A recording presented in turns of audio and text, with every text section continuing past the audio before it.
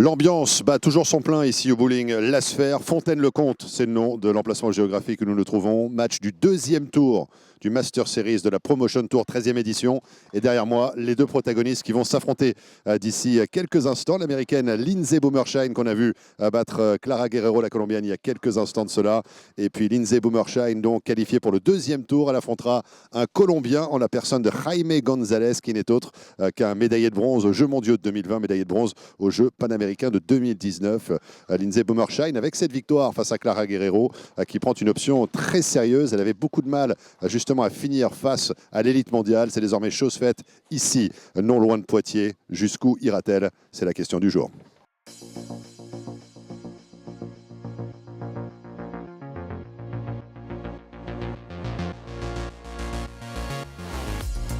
Aujourd'hui, c'est le deuxième tour du Master entre le Colombien Jaime González et l'Américaine Lindsey Boomershine qui a battu lors du premier tour la Colombienne Clara Guerrero 228 à 216. Sur le papier, le Colombien est favori avec une moyenne générale de 224 face aux 214 de l'Américaine. Place au match avec Marc et Bruno qui vont nous faire vivre toute l'action de ce duel. À vous messieurs! Le plaisir de vous retrouver, mesdames et messieurs, pour la suite des opérations. Le bowling s'appelle La Sphère, Fontaine-le-Comte, et la suite des opérations avec Lindsey Boomershine, l'américaine, qui affronte cette fois-ci le Colombien Jaime González. Boomershine qui poursuit son aventure puisqu'elle a battu Clara Guerrero lors du premier tour. Bruno Bidon n'a battu personne aujourd'hui, en tout cas pas pour l'instant. L'ancien joueur de l'équipe de France, premier joueur français à avoir joué en PBA. On démarre sur les chapeaux de roue donc pour Boomershine avec le 10 qui reste debout. Bruno, bonjour. Ouais, bonjour Marc. La qui 10 pour Lindsey Boomershine. Alors en tout cas, elle a battu un peu ses démons, Marc, excusez-moi, sur le match précédent, puisqu'elle a battu Clara Guerrero. Et je ne crois pas que ça lui était arrivé. Vous l'avez interviewé, je crois. Alors, on a interviewé que les perdants finalement dans cette structure, vous le savez bien. Et du coup, on pourra poser la question à Lindsey, mais ça sera peut-être plus trop d'actualité lorsqu'elle sera éventuellement éliminée. Ah oui, c'est vrai, excusez-moi. Non, il n'y a pas de souci. On aurait pu lui poser la question en off, c'est vrai. Mais... Donc Lindsey est bien partie dans ce match. Et c'est un match... qui s'annonce intéressant. Alors n'oubliez pas sur cette partie, elle a 8 quilles de bonus, 8 quilles d'handicap. Ils sont d'ailleurs marqués sur le scoreur, nous vous l'avez à l'image également. Ça peut avoir une influence ces 8 quilles, parce que le Colombien, il faut qu'il aille chercher ce retard, ces 8 quilles de bonus pour l'américaine. On le découvre d'ailleurs, hein, Marc. C'est ça, avec Jaime González. On se souvient de ses médailles de bronze, on le disait, Jeux mondiaux et Jeux panaméricains, et la 10 également qui reste debout. Un joueur assez solide, technique très propre, ce joueur. Il a une très très bonne vitesse de boule également. Il a réussi à rentrer dans ce top 10 après la dernière étape, parce qu'il n'était pas qualifié sur après Dinan, la première étape, sur les 6 lignes. Il était en ballottage favorable quand même après la deuxième à Angers. Et finalement, il a réussi à rentrer dans le cut sur la dernière étape de Fontaine-le-Comte. Et c'est un joueur qui a toutes ses chances sur cette partie. Il est frais. Oh, grosse erreur. Open frame, ça c'est pas quelque chose qui arrive très couramment. C'est assez rare, on n'en a pas vu beaucoup pour le moment, Marc, des Open. Surtout comme ça, il a raté la qui 10 de très très loin. Et à ce niveau-là, c'est très rare. C'est important d'insister là-dessus. Alors, on n'a pas évoqué encore le plus 8 du côté de Lindsey Boomershine. Oui. Alors, c'est bien sûr le bonus, Marc. Alors, les 8 quilles, elles sont bien elles apparaissent sur le score, comme vous le voyez. Et donc, Lindsey a un petit avantage, surtout que Jaime, a fait un trou. Donc, si vous voulez, là, il y a possibilité tout de suite pour Lindsey de pouvoir s'envoler. Il faut qu'il réagisse tout de suite, le Colombien. C'est très important.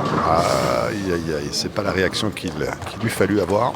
Et encore une quille. Alors c'est sûr, on le disait lors des matchs précédents, ce qui est difficile pour un joueur qui rentre comme ça sur ces pistes de finale télé, c'est qu'il les connaît pas bien. Il n'a pas fait beaucoup de boules. Il n'a pas pu adapter sa stratégie. D'ailleurs, je vous rappelle la règle. Il a eu que 3 boules de chaque côté, 3 shoots comme on dit. Et il s'est échauffé sur des pistes annexes. Et ça, c'est jamais confortable pour pouvoir affronter le huilage de la meilleure des façons.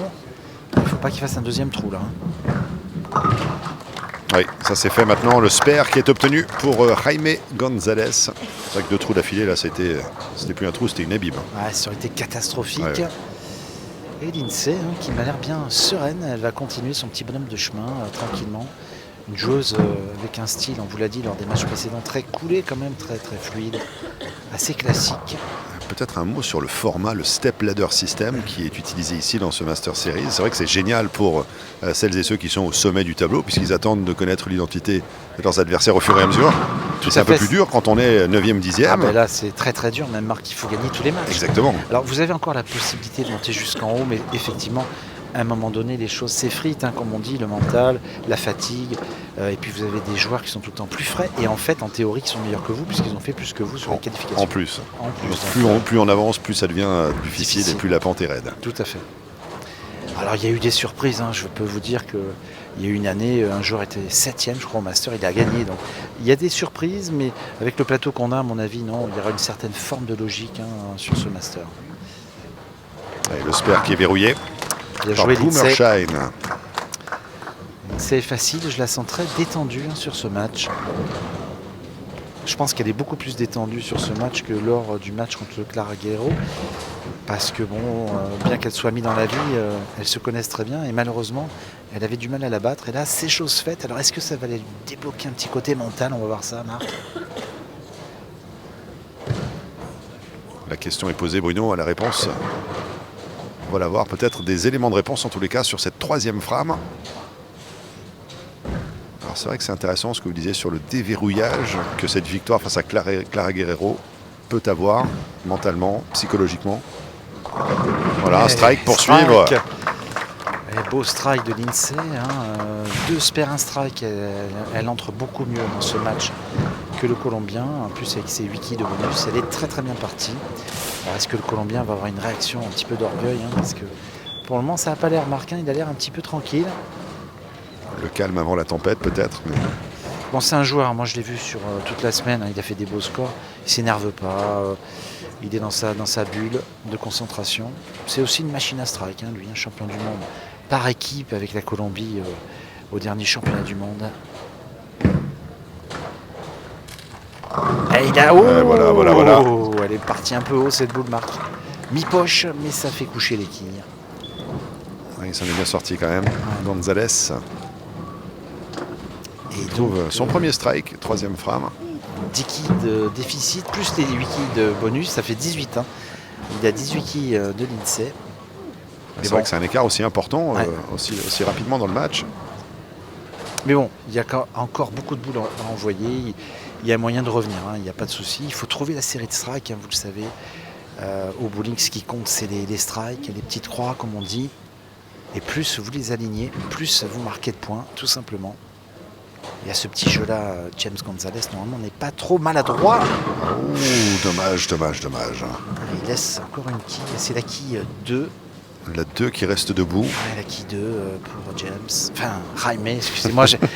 Oui, maintenant, c'est dans mon cerveau, c'est bon. Je vais vous le sortir très propre. C'est le cerveau reptilien. Il faut toujours un petit peu de temps pour modifier l'information. C'est vrai. Et on plaisante, mais pour Jaime, malheureusement, il n'a pas doublé. Et il va garder son retard, il va rester en retard. C'est vrai que c'est important de le rappeler, le doublé aurait permis à Jaime d'entrevoir peut-être un moment où il aurait pu revenir sur Lindsay Boomershine. Tout à fait. Mais là, un spare, c'est le moindre mal, mais c'est vrai que c'est loin d'être suffisant ou ce qu'il aurait souhaité en tous les cas. Il se parle, j'ai vu Marc, il est en train de se dire des petites choses, pas toujours sympathiques, j'ai l'impression. Il dit, mais quand est-ce que tu bouges, reste pas là.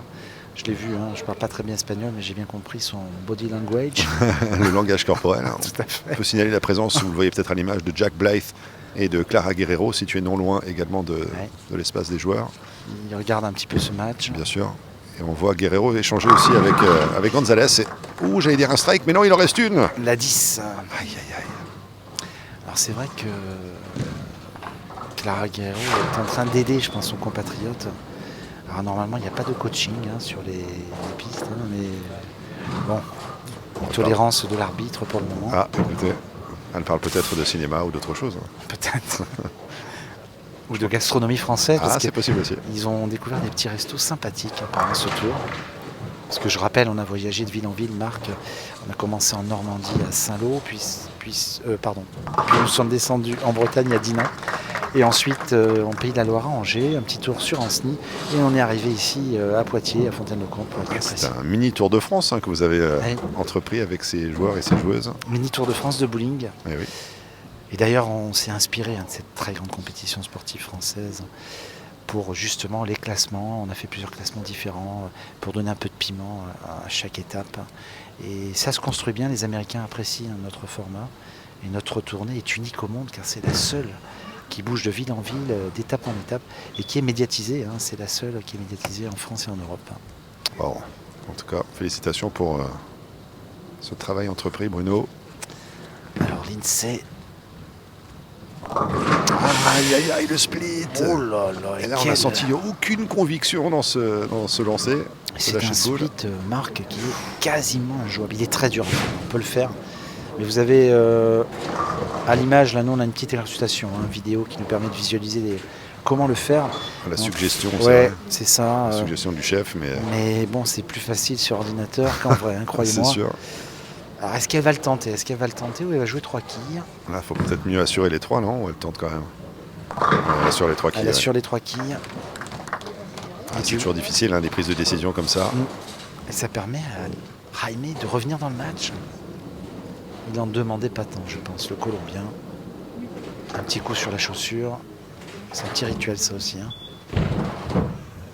C'est vrai que c'est aussi une des caractéristiques de la brutalité psychologique du bowling, parce que quelque part, quand l'adversaire est en train de surperformer ou de bien performer, vous enchaînez finalement les situations où vous regardez l'autre bien performer, et de temps en temps, vous héritez comme ça d'une contre-performance de l'adversaire qui, vous n'avez rien fait pour, mais vous obtenez une situation favorable. C'est exactement ça. Et bon, il est tranquille, il laisse une quille. Bon, c'est pas un split. La quille 2. Ce sera plus simple à nettoyer pour le spare. Tout à fait. Et là, c'est presque dommage qu'il n'ait pas pu saisir l'opportunité laissée par Boomershine sur cette mauvaise réalisation frame 5. C'est tout à fait ça, mais après, voilà, je vous dis, le village évolue en ce moment. Il y a la partie de transition, il y a des choix à faire. Et pour le moment, il s'obstine un petit peu, ainsi que l'INSEE a joué dans la zone, à mon avis, la moins confortable de la piste. Il faut descendre un petit peu ou monter, mais il faut faire quelque chose. Ils sont dans la piste. Et il y a du trafic au point de cassure. Ouais, c'est fait pour le spare en tous les cas. On limite la casse. Et là, on ne rattrape pas autant de retard qu'on aurait souhaité. Côté Gonzalez, qui va entamer la 6e frame sur la piste 5. Oui, alors 84 à 88 au max pour Jaime. Donc le match est totalement ouvert, Marc, car 84 plus 8, ça fait 92, je ne dis pas de bêtises. Donc on est à égalité en fait. Exactement. On est à égalité. C'est quand même des matchs très serrés qu'on a eu, Marc, depuis le début de cette compétition, ces finales télé, entre le Strike Tour et les Promotion Tour. C'est des matchs qui se jouent souvent à la fin. On n'a jamais eu un match. Si, peut-être le premier, Sirius à 257, je crois. C'est le seul. Le match premier du match. Matin, par équipe, sur le sur seul. Strike Tour. Mais sinon, tout est serré. Ça se joue souvent à la fin du match, la 10e frame. Ouais, il y a souvent une boule qui fait la différence. Ah, le split qui tombe au mauvais moment également pour Jaime Gonzalez. Alors c'est vrai qu'il n'y a jamais de bon moment pour le split, mais là... Alors il est jouable, celui-là. Moi je serai à sa plage de Tentray parce que... Alors là, comment on fait pour l'aborder? Alors là, il faut jouer finement. Vous voyez, les 2 quilles qui sont à droite, vous jouez finement la première pour qu'elle aille chercher la quille de gauche. Et on espère que la boule reparte à gauche? Exact. En fait, c'est la quille qui va aller chercher la quille sur les 2 premières. Ah oui, d'accord, quilles. finement sur celle de droite. Entre les 2 quilles, et c'est la quille qui va aller chercher la 4, parce que c'est la quille 4 là-bas au fond. Il n'a même pas tenté, il n'a pas tenté. Il a préféré verrouiller les 2. Comme Boomershine avait préféré de verrouiller les 3 tout à l'heure. C'est ça. Il y a un split partout, mais une open en plus pour Jaime. Et donc il court après le score, le Colombien. Allez, 6e frame pour l'américaine. Elle a l'air pas mal cette boule, elle est fine. Ah, superbe. Brassage d'équilibre. Superbe réalisation de Lindsay Boomershine qui revient complètement dans ce match. Elle revient bien, même elle passe devant. Elle a 94 plus 8, ça fait 102. 102. Alors 94, c'est le score de Gonzalez pour l'instant. Ah pardon, excusez-moi. Ouais, pas de souci. Oui, non, mais à côté 94 aussi pour l'INSEE. Parce que ça fait 84 des 92. strikes plus 8. D'accord. Ouais, c'est ça. Un petit avantage pour moi pour l'américaine, mais c'est pas encore fait. Et elle joue avec un tout petit poignet. L'INSEE, on le voit, c'est une sorte d'attelle, toute petite. Quand on voit que certaines choses comme Clara Guerrero jouent avec carrément une attelle métallique, hein, c'est très gros. Là, c'est juste comme un petit strap en fait, si vous voulez. Et ça lui permet de maintenir son poignet dans Bien serré autour du poignet, c'est par ça, contre. ouais. Pour éviter surtout les tendinites et les blessures. Et ça permet d'avoir une souplesse quand même au niveau du lâcher plus agréable. Ah, ça passe. Ouais. Doublé pour l'INSEE. Qui se détache, Marc, elle se détache tranquillement, on va dire. C'est pas énorme, mais ça permet d'avancer sereinement et d'attendre son adversaire. Car Jaime est obligé de la suivre. Maintenant, il faut qu'il strike. En fait, ça paraît souvent bête, hein, mais quand vous avez un strike à faire obligatoire, il faut quand même le faire. Il faut arriver à suivre l'adversaire. Et si vous commencez à faire des 9, des 7, des 8, vous allez gamberger et c'est fini. La contagion mentale, en quelque sorte, C'est ça. se propage. Et... C'est ça. Là, par contre, c'est vrai que c'est difficile parce qu'on est Boomershine, vous le disiez, hein, avec ce doublé qui continue de construire plutôt. Et Gonzalez, lui, il sort de cette période difficile avec ce... Ouh là là, la rigole. Oh non, elle est revenue. Elle est revenue pour aller chercher un split. Ouais, je sais pas ce qui s'est On passé était à là. la lisière de la rigole et elle est repartie vers les quilles. Il a eu... Alors, je vais vous dire, je regarde, ouais, il a parlé... Clara Guerrero, il a un problème de glisse. Il est arrivé complètement à l'envers sur l'approche. Il n'a pas failli tomber, mais presque. Hein, et c'est pour ça qu'il n'a pas du tout pu faire son lâcher. Alors bon, bah, c'est dommage, mais c'est comme ça, ça arrive. Là, il faut qu'il le fasse, hein, parce que sinon le match est plié quasiment. Ça va vite. Hein, il n'y est plus là. Il joue une quille. Il n'y est plus du tout. Hein. Il est agacé, Marc. Hein, ça se On voit. le voit hocher la tête un petit peu comme ça. En signe, c'est un signe défaitiste, hein, qui ne trompe pas. La 2 splits d'affilée, Bruno, ça fait quand même mal. Hein. Mais là, c'est la première fois qu'on voit ça, un joueur en difficulté sur les pistes ici à Fontaine-le-Comte. On a vu que des strikes et des spares pendant quasiment tous les matchs, Marc. Je crois qu'on n'a eu aucun score en dessous de 200, si je dis pas de bêtises. Hein. Peut-être un. En dessous de 200 ? Ouais, je crois qu'il n'y a eu que du 200. Hein. En individuel, en tous les cas, c'est vrai que de mémoire, non. Il n'y a rien eu. Hein.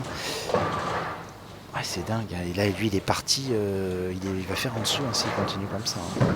Il est mal parti. Ouais, autant qu'on se rapproche en effet du money time. Ah non. Oh, le petit messager grippé, Marc.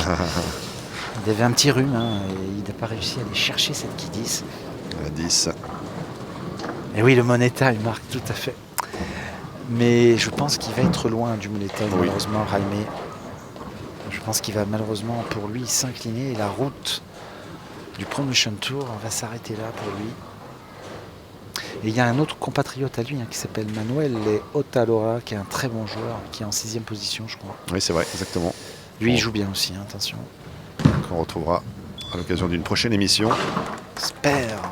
On espère quand même pour sauver la face après 2 splits du côté de Gonzalez, qui nous ramène à Boomershine, qui va pouvoir briller de toute son aptitude maintenant, décomplexé, avec une longueur d'avance, confortablement installée. Elle est facile, hein, l'INSEE, je l'observe depuis tout à l'heure. Même quand elle a fait le split, elle ne s'est pas énervée, self-control total. Et là, je pense qu'elle va enchaîner, hein. Je pense qu'elle va le mettre encore. C'est vrai que la victoire face à Guerrero lui a donné quand même, des ailes quand même, on peut le dire.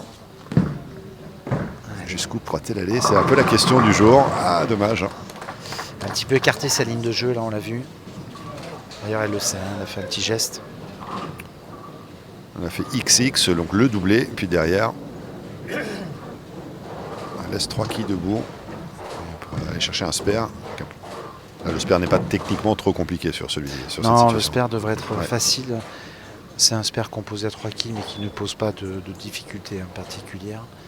Mais elle prend sa boule de spare. Elle va le jouer assez tendu. Pas de...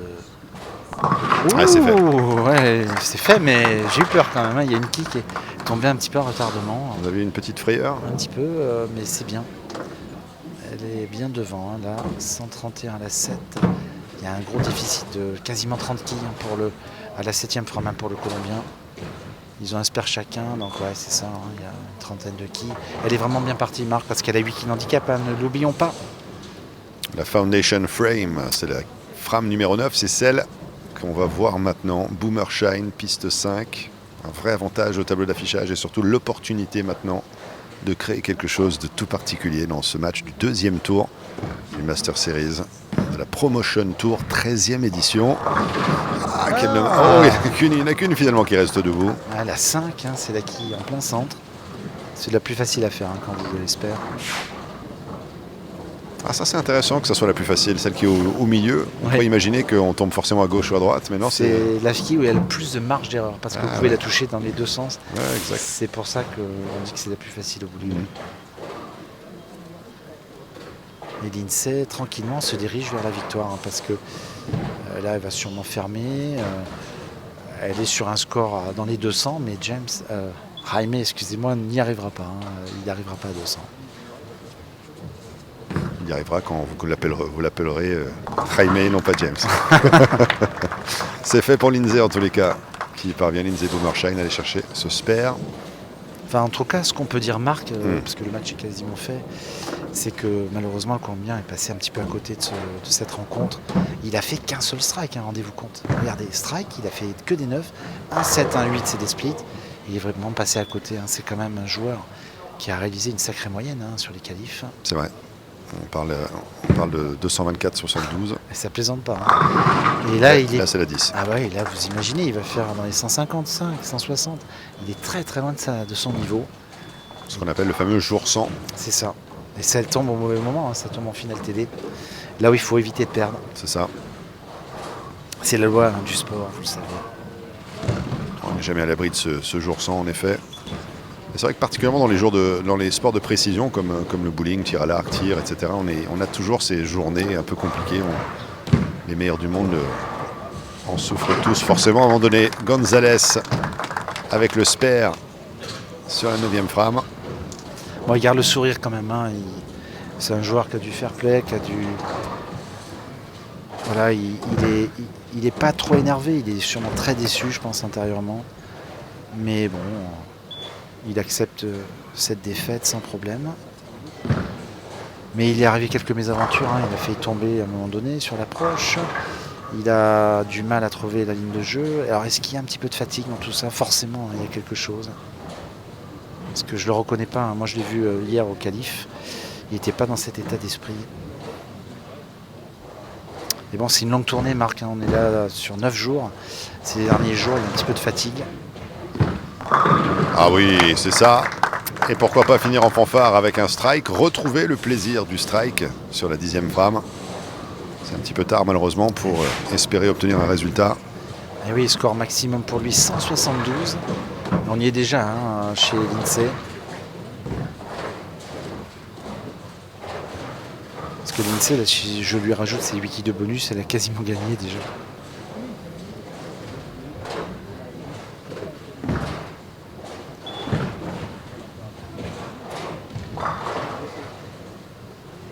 Il a changé de boule d'ailleurs, hein. Il sait qu'il a perdu, il a pris une autre boule qui a une réaction un peu différente, un peu pearl. Et elle marche un peu mieux, je trouve, cette boule.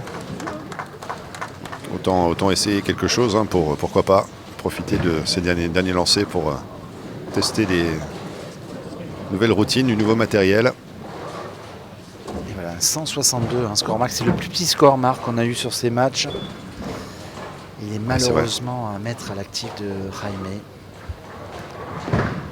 Il va être très très déçu. Ça va être compliqué d'aller chercher l'interview de fin de match. Hein. Je pense qu'il va accepter. Mais... Bien sûr. Oh, là là, ouais. Je pense qu'il va vous dire, hein, qu'il est passé à côté. Je pense où il y a quelque chose, où il y a une explication qu'on ne sait pas, une blessure, quelque chose. Ou alors il est passé complètement à côté du match. En tout cas, ça fait les affaires de notre américaine, Lindsay Boomershine. Exactement. Qui va aller affronter, écoutez, la revanche. C'est vrai. Enfin, non, elles ne se sont pas rencontrées, mais Liz Johnson, hein, comment vous l'appelez déjà, Marc? Liz Johnson, la meilleure de tous les temps, la GOAT. Oh oui, j'avais oublié. The greatest of all time. Ok.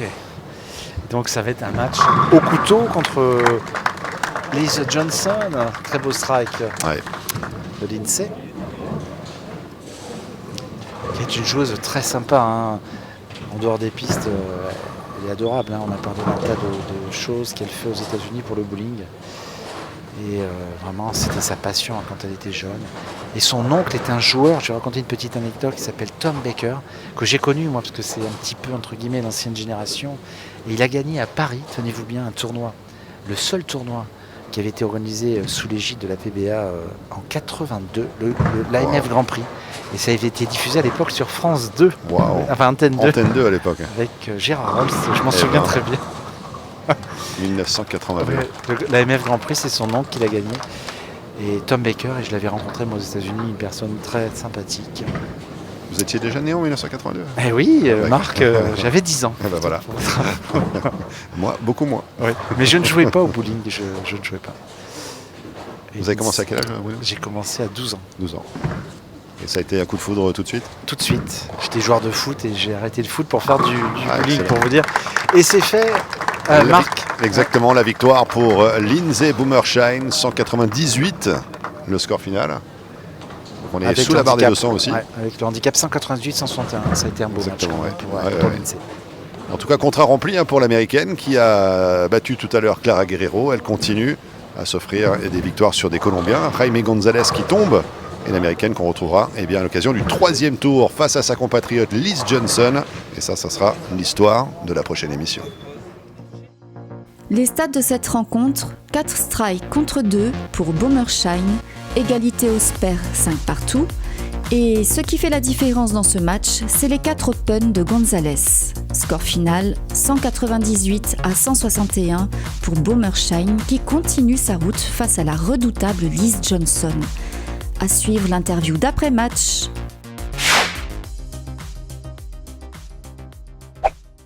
Match compliqué pour Jaime González, le Colombien qui est avec nous, qui prend quelques secondes de son temps précieux. Jaime, it was a difficult match out there. One strike in the beginning, there were 2 splits, a difficult situation to get out of, and it took you a long time to get back in the match later. Can you tell us in a nutshell what happened out there? Fue un match muy difícil para ti, se te complicó, que hubo 2 splits, una media al principio, que si nos puedes decir en concreto qué fue lo que pasó.